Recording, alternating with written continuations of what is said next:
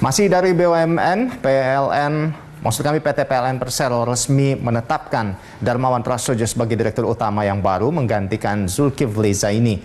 Ini resmi diputuskan dan ditetapkan dalam rapat umum pemegang saham pada Senin 6 Desember 2021. Direktur Utama PLN Darmawan Prasojo menyebutkan ada beberapa pesan yang disampaikan Menteri BUMN Erick Thohir kepada dirinya pada acara Sertijab yang dihadiri oleh Menteri, Wamen 1 BUMN, Deputi Kementerian BUMN, jajaran Komisaris PLN, serta seluruh direksi PLN.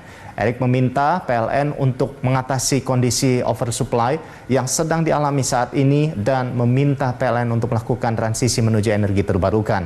PLN juga diminta melakukan restrukturisasi korporasi serta melanjutkan transformasi khususnya dalam bidang keuangan.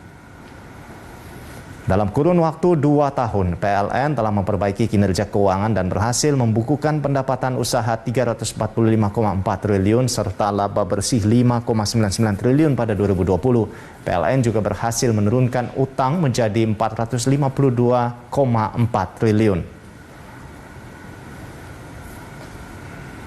Menteri BUMN Pak Erick Thohir memberi beberapa tugas khusus kepada PLN. Pertama adalah PLN mengalami kondisi oversupply.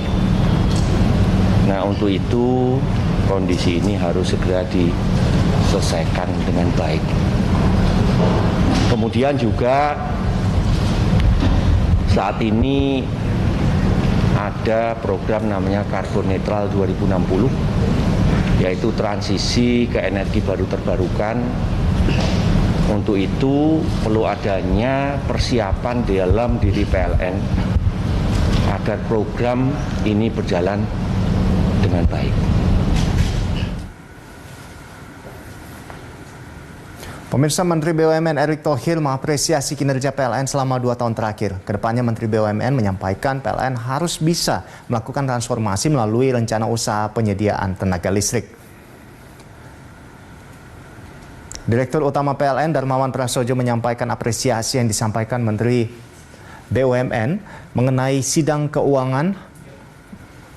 keuangan, usaha transformatif, dan PLN juga sesuai dengan program pemulihan ekonomi nasional selama pandemi COVID-19, di mana selama pandemi COVID-19 kontribusi PLN melalui diskon listrik dengan target penerima 31,4 juta rumah tangga tahun 2020 dan 32,6 juta rumah tangga di tahun 2021. Hal ini membantu menjaga kestabilan ekonomi dan sosial di masyarakat. Jadi tadi juga dinilai kinerja PLN selama 2 tahun ini sudah sangat bagus sekali. Tetapi tentu saja saat ini adalah masa transisi. RUPTL yang baru saja dirilis, dan dalam RUPTL itu pertama kali dalam sejarah Indonesia bahwa porsi energi baru terbarukan adalah 51%. Ini adalah Green RUPTL yang belum pernah ada sebelumnya. Nah, untuk itu ini adalah masa transisi.